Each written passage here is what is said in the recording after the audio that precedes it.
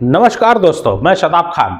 देखिए, जब कलिंग का युद्ध हो रहा था ना, तो कलिंग के युद्ध में अशोका जो है बहुत ही ज्यादा मारकाट कर रहा था और मारकाट करते करते पूरे कलिंग के सभी योद्धाओं को उसने भगा दिया।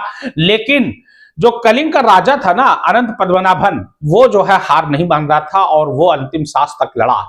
और कलिंग को अशोका जीतना इसलिए चाहते थे क्योंकि वो जानते थे कि अगर मैं कलिंग को जीत लूंगा तो दक्षिण का द्वार खुल जाएगा, व्यापार करने में आसानी होगी और बगल में जितने भी मित्र राष्ट्र हैं उनसे संबंध बनाना आसान हो जाएगा और मेरे साम्राज्य का विस्तार हो जाएगा। इसीलिए अशोका जो है कलिंग पर युद्ध करते हैं। लेकिन अशोका जो राजा बनते हैं ना, मौर्य वंश का तीसरा राजा, इतना आसान नहीं था मौर्य वंश का राजा बनना।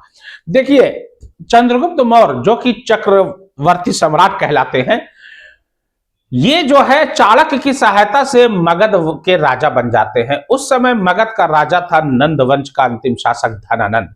और धनानंद बहुत ही कठोर, विलासी और एक तरीके से क्रूर शासक था।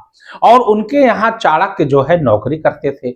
लेकिन चाणक्य को एक बार इतना ज्यादा इसने लज्जित किया, बेइज्जत किया कि चाणक्य ने उसी समय प्रण ले लिया धनानंद के सामने कि हे धनानंद, जब तक मैं तेरे अभिमान को खत्म नहीं कर दूंगा, तुझे हरा नहीं दूंगा, तब तक मैं ये केश खुला रखूंगा।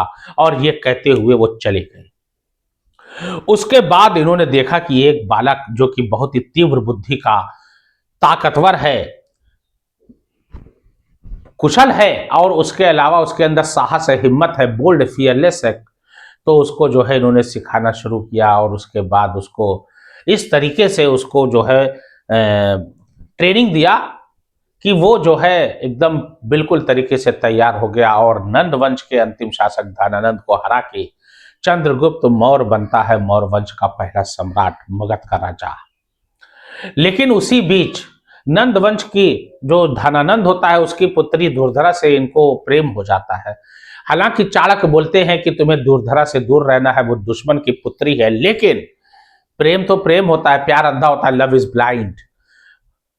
और वो दूर नहीं रह पाते और अंत में दुर्धरा से विवाह हो जाता है। हालांकि चंद्रगुप्त मौर्य ने दो शादी की थी, एक दुर्धरा से की थी, नंद वंश के अंतिम शासक धनानंद की पुत्री से, और एक सिकंदर के सेना का सेनापति जो सेलुकस था, सेलुकस की पुत्री हेलेना से भी किया था।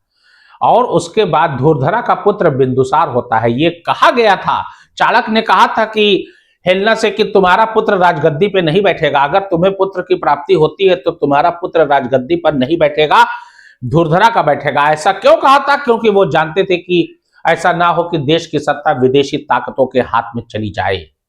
और वही हुआ, दुर्धरा का पुत्र बिंदुसार होता है और बिंदुसार राजगद्दी पर बैठता है। बिंदुसार ने कई शादियां किया, उनके कई पुत्र हुए। उनमें सबसे ज्येष्ठ पुत्र था सुसीम।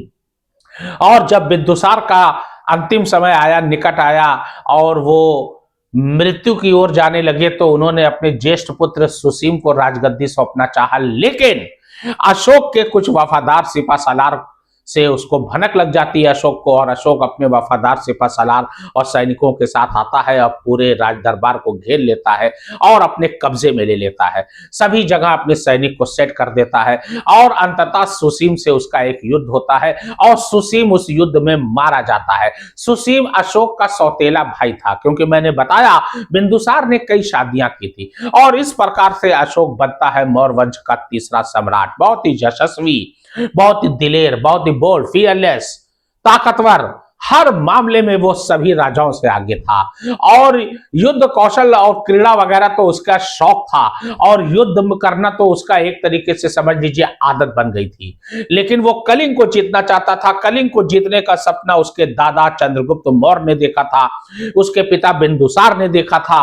और जब उसको पता चलता है कि कलिंग पर को जीत जो है उसके दादा नहीं पाए, उसके पिता नहीं पाए, तो कलिंग को जीतने की चाहत इसकी बढ़ती चली गई। और आखिरी में यह हुआ कि कलिंग पर चढ़ाई करता है और कलिंग के राजा होते हैं अनंत पद्मनाभन। और अनंत पद्मनाभन को हरा के वो कलिंग को जीत लेता है। लेकिन कलिंग के युद्ध में खून की नदियां बह गई थी। मानो ऐसा लग रहा था कि चारों ओर खाली खून ही खून नजर आ रहा है। बिजली कड़क उठी है, आसमान गिर पड़ा है और जमीन पर जैसे लाशों की बरसात हो चुकी है।